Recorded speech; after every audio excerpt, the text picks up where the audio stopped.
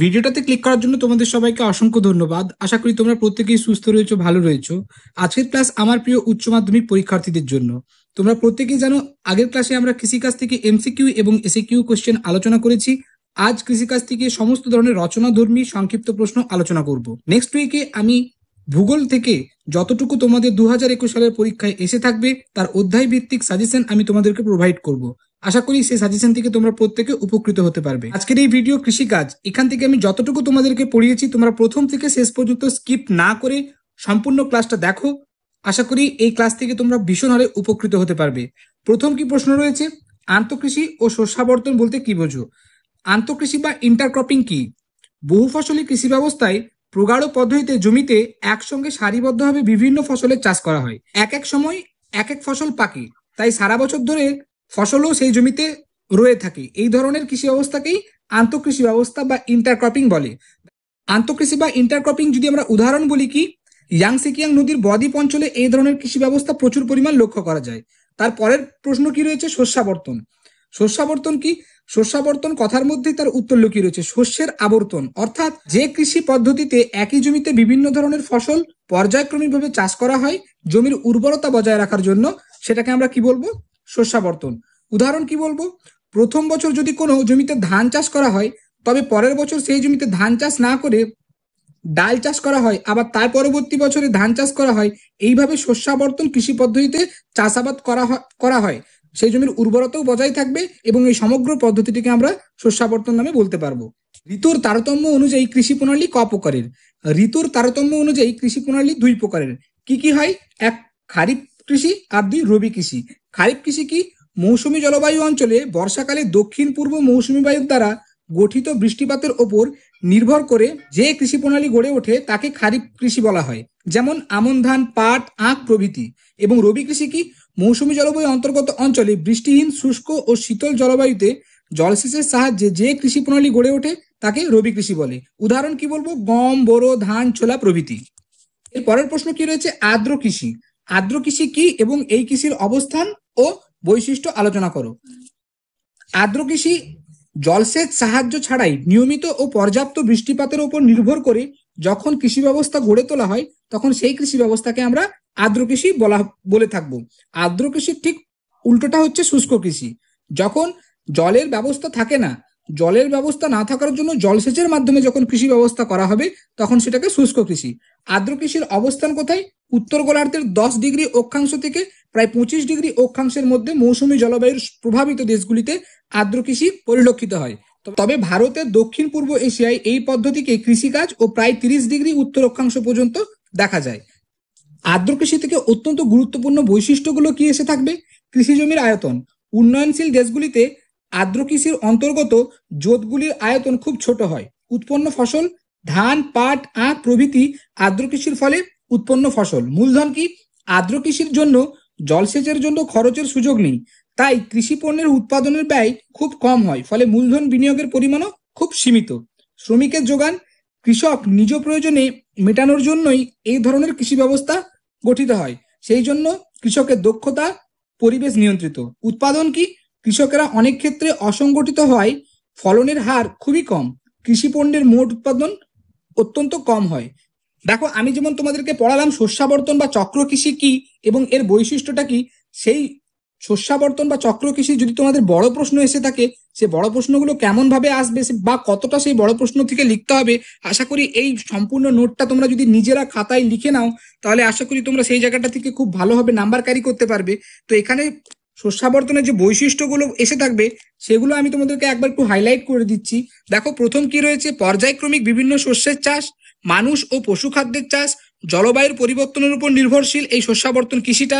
জমির উর্বরতা ও উৎপাদন বাড়ানোর মূল লক্ষ্য হচ্ছে এই শস্যাবর্তন। কৃষি ব্যবস্থা থেকে অত্যন্ত গুরুত্বপূর্ণ একটা প্রশ্ন যা প্রতি বছরই এসে থাকে, সেটা তোমরা দেখে নাও।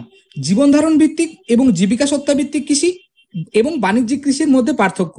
জীবন ধারণ ভিত্তিক কৃষি বা জীবিকা সত্তা ভিত্তিক কৃষি এবং বাণিজ্যিক কৃষির মধ্যে পার্থক্য। এক কথায় নিবিড় কৃষি এবং ব্যাপক কৃষি। এইটা হচ্ছে নিবিড় কৃষি এবং এটা হচ্ছে ব্যাপক কৃষি। অবস্থান কি বলবে? প্রধানত ক্রান্তীয় অঞ্চলে জনবহুল এলাকায় এই কৃষিকাজ গড়ে ওঠে। আর এটা কোথায়? নাতিশীতোষ্ণ অঞ্চলে। জমির পরিমাণ বা আয়তন। নিবিড় কৃষি বা জীবন ধারণ ভিত্তিক কৃষিতে জমির আয়তন খুব ছোট হয়, কিন্তু বাণিজ্যিক কৃষিতে জমির আয়তন খুব বড় হয়। জমিতে জনসংখ্যার চাপ বেশি থাকে, আর এটাতে জমিতে জনসংখ্যার চাপ খুব কম থাকে। মাথাপিছু জমির পরিমাণ কম থাকে, মাথাপিছু জমির পরিমাণ বেশি থাকে। শ্রমিকের মজুরি খুব কম নিবিড় কৃষিক্ষেত্রে ছদ্ম বেকারত্ব দেখা যায়। এখানে একটা খুব বড় প্রশ্ন যে কোন কৃষি ব্যবস্থায় ছদ্ম বেকারত্ব দেখা যায়। সবসময় ছদ্ম বেকারত্ব নিবিড় কৃষিতেই লক্ষ্য করা যায়। শ্রমিকের মজুরি অনেক বেশি হয়। শ্রম নির্ভরতা, এই কৃষিতে সম্প্রগাঢ় অর্থাৎ কৃষিকাজ কায়িক শ্রম নির্ভর, আর এই কৃষি ব্যবস্থাতে কৃষিকাজ কায়িক শ্রম নির্ভর নয়, কারণ এখানে যন্ত্রাংশের প্রচুর পরিমাণ ব্যবহার আমরা দেখতে পাই। মূলধন কি? কৃষিতে মূলধনের বিনিয়োগ প্রয়োজনের তুলনায় অনেক কম লাগে, আর এটাতে প্রয়োজনের তুলনায় অনেক বেশি লাগে। প্রাকৃতিক পরিবেশের প্রভাব, নিবিড় কৃষিতে প্রাকৃতিক পরিবেশের সুস্পষ্ট প্রভাব লক্ষ্য করা যায়, কিন্তু প্রগাঢ় কৃষিতে প্রাকৃতিক পরিবেশের প্রভাব লক্ষ্য করা গেলেও সেটা ডাইনামিক্স আমরা অনেক ক্ষেত্রে পরিবর্তন করতে পারি। উৎপাদন কি? মাথাপিছু উৎপাদনের পরিমাণ কম এবং উদ্বৃত্ত ফসলের পরিমাণও কম, আর এক্ষেত্রে মাথাপিছু উৎপাদনের পরিমাণ বেশি এবং উদ্বৃত্ত ফসলের পরিমাণও অনেক বেশি। উৎপাদন ব্যয় কি? যথেষ্ট পরিমাণ অর্থের প্রয়োজন হয় বলে উৎপাদন ব্যয় বেশি হয়, আর প্রাথমিক ব্যয় বেশি হলেও পরবর্তী সময়ে পর্যায়ক্রমিক উৎপাদন ব্যয় কম হয়। আন্তর্জাতিক বাণিজ্যের অংশগ্রহণ, নিবিড় কৃষি ব্যবস্থায় আন্তর্জাতিক বাণিজ্যের অংশগ্রহণ প্রায় নেই বললেই চলে, কিন্তু বাণিজ্যিক কৃষি অর্থাৎ প্রগাঢ় কৃষি ব্যবস্থায় আন্তর্জাতিক বাণিজ্যের অংশগ্রহণ ব্যাপক পরিমাণ রয়েছে। উচ্চ মাধ্যমিক পরীক্ষায় সব থেকে বহুলভাবে এসে থাকা, প্রত্যেক বছরই প্রায় এই প্রশ্নটা তোমরা দেখতে পাবে প্রিভিয়াস ইয়ারের প্রশ্ন নাড়াঘাটা করলে। প্রথম কি রয়েছে? সবুজ বিপ্লবের ফলাফল আলোচনা করো। সবুজ বিপ্লব দুটো জিনিস। সবুজ বিপ্লব মানে কি পড়তে হবে, সবুজ বিপ্লবের সুফল পড়তে হবে এবং সবুজ বিপ্লবের কুফল পড়তে হবে। সবুজ বিপ্লব কি না, গমের উৎপাদন অর্থাৎ খাদ্যশস্যের উৎপাদন বৃদ্ধিকেই এক কথায় সবুজ বিপ্লব আমরা বলে থাকি। বেসিক্যালি উত্তর পশ্চিম ভারতে এই সবুজ বিপ্লব ব্যাপক হারে দেখা দেয়। সুফল সবুজ বিপ্লবের যদি আমরা পড়ি তাহলে কি পড়বো? প্রথম কি রয়েছে? উৎপাদন বৃদ্ধি। ধান গমের উৎপাদন বৃদ্ধি ছিল সবুজ বিপ্লবের প্রধান লক্ষ্য। দ্বিতীয় কি রয়েছে? কৃষকের সমৃদ্ধি। জমিতে উৎপাদন বাড়ায় কৃষকদের জীবনযাত্রার মানও ব্যাপক পরিমাণ উন্নত ঘটেছিল। সবুজ বিপ্লবের ফলে কৃষিতে উৎপাদন বৃদ্ধি পাওয়ায় কৃষি নির্ভর শিল্পগুলিও ব্যাপক পরিমাণ বিকাশ লক্ষ্য করা যায়। কুফল কি? আয়ের বৈষম্য। পাঞ্জাব, হরিয়ানা, উত্তরপ্রদেশের পশ্চিমাংশে সবুজ বিপ্লবের সাফল্যের দরুন এই এলাকার কৃষকদের আর্থিক সচ্ছলতা বৃদ্ধি পেয়েছে, কিন্তু দেশের সব জায়গায় ওই একই হারে কৃষকদের আয় বৃদ্ধি হতে পারেনি। অনিশ্চিত কর্মসংস্থান। কৃষিক্ষেত্রে যন্ত্রপাতি ব্যবহারের বৃদ্ধি হওয়ার ফলে শ্রমিকদের কাজের যে চাহিদা তার সুযোগও অনেক কমেছে। পরিবেশের উপর প্রভাব। অনিয়ন্ত্রিত রাসায়নিক সার, কীটনাশক, ভৌম জলের ব্যবহারের, মৃত্তিকা দূষণ প্রভৃতি ব্যাপক পরিমাণ ঘটেছে। 2021 সালের উচ্চ মাধ্যমিক পরীক্ষার ক্ষেত্রে সবুজ বিপ্লব এবং শ্বেত বিপ্লব খুব গুরুত্বপূর্ণ। তাই সবুজ বিপ্লব আমি তোমাদেরকে পড়ালাম, এবং শ্বেত বিপ্লব দেখে নাও এর সুবিধা এবং অসুবিধা বা সুফল বা কুফলগুলি কি। শ্বেত বিপ্লব কি? এই শ্বেত বিপ্লবের জনক বলা হয় কাকে? ভার্গিস কুরিয়ানকে শ্বেত বিপ্লবের জনক বলা হয়। শ্বেত বিপ্লব এক কথায় বলতে দুধের উৎপাদন বৃদ্ধির জন্যই এই শ্বেত বিপ্লবের সূচনা হয়। তো এর সুফলগুলো কি রয়েছে? দুধের উৎপাদন বৃদ্ধি। শ্বেত বিপ্লবের ফলে ভারতের দুধ উৎপাদনের উল্লেখযোগ্য বৃদ্ধি পেয়েছে। বর্তমানে দুধ উৎপাদনে ভারত পৃথিবীতে প্রথম স্থান অধিকারী। বিগত 40 বছর ধরে দুধ উৎপাদনে 2 কোটি টন থেকে প্রায় 13 কোটি টনে ভারতবর্ষ পৌঁছেছে। কর্মসংস্থান বৃদ্ধি, কারণ ডেয়ারি প্রোডাক্ট প্রত্যেকে জানো যে ভারতবর্ষের বাজারে ব্যাপক পরিমাণ প্রচলিত, সেই জন্য শ্বেত বিপ্লবের প্রসারের ফলে কর্মসংস্থানও ব্যাপক পরিমাণ বৃদ্ধি পেয়েছে। আর্থিক সচলতা বৃদ্ধি পেয়েছে। লৌহ শিল্পের ব্যাপক হারে উন্নতি ঘটেছে।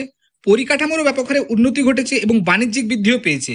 ভারতে শ্বেত বিপ্লবের পুরোপুরি সাফল্য লাভের পথে বেশ কিছু অন্তরায় রয়েছে, যেমন কি উন্নত প্রজাতির পশুপালনের অভাব বা রোগ সংক্রান্ত গবাদি পশু এটা প্রচুর পরিমাণ, এবং সঠিক বিপণনের অভাব। সারা দেশে এখনো দুধ এবং দুগ্ধজাত দ্রব্যের উপযুক্ত বিপণন ব্যবস্থা গড়ে ওঠেনি, যার ফলে সব স্থানে দুধের সরবরাহ করা যায় না। শ্বেত বিপ্লব প্রশ্নটা যদি আমরা পড়ি, একটা অত্যন্ত গুরুত্বপূর্ণ প্রশ্ন আমাদেরকে অবশ্যই পড়তে হবে, সেটা হলো আমুল। এই আমুলের ফুল ফর্ম কি? আমুলের ফুল ফর্ম হলো আনন্দ মিল্ক ইউনিয়ন লিমিটেড। এটা গুজরাটের একটা সংস্থা। গুজরাটের আনন্দ সমবায় ভিত্তিক দোহ শিল্প কেন্দ্রটি আমুল নামে পরিচিত। 1946 সালে এই শিল্প কেন্দ্রটি গঠিত হয়। বর্তমানে গুজরাট তথা সারা ভারতের প্রায় 28 লক্ষ দুধ উৎপাদনকারী শ্রমিক আমুলের সাথে যুক্ত। দুধ উৎপাদনে আমুল সারা পৃথিবীতে এক উল্লেখযোগ্য স্থান অধিকার করেছে এবং এই আমুলের দ্বারাই শ্বেত বিপ্লব ঘটাতে অনেক সাহায্য করেছে। বর্তমানে ভারতের প্রায় বেশিরভাগ এলাকায় মডেল আমুল অন্তর্ভুক্ত করার চেষ্টা করছে, অর্থাৎ আমুল গোটা ভারতবর্ষের অত্যন্ত প্রত্যন্ত গ্রামে চেষ্টা করছে তাদের প্রোডাক্টকে লঞ্চ করার, অর্থাৎ শ্বেত বিপ্লবের আরেকটা দিক নতুনভাবে উন্মোচন করার। আশা করি ক্লাসটা তোমরা বুঝতে পেরেছো। ক্লাস সম্বন্ধিত কোনো অসুবিধা থেকে থাকলে অবশ্যই নিচে আমাকে কমেন্ট বক্সে সেটা জানাবে, এবং ক্লাসটা যদি ভালো লেগে থাকে তাহলে ক্লাসটাকে অবশ্যই লাইক, কমেন্ট, শেয়ার করবে এবং জিওগ্রাফি মিডিয়া চ্যানেলে যদি তোমরা নতুন হয়ে থাকো তাহলে অবশ্যই চ্যানেলটি সাবস্ক্রাইব করে পাশে থাকা বেল আইকনটিকে প্রেস করবে আগামী দিনের নোটিফিকেশন পাওয়ার জন্য। সবাই সুস্থ থেকো, ভালো থেকো। Thank you.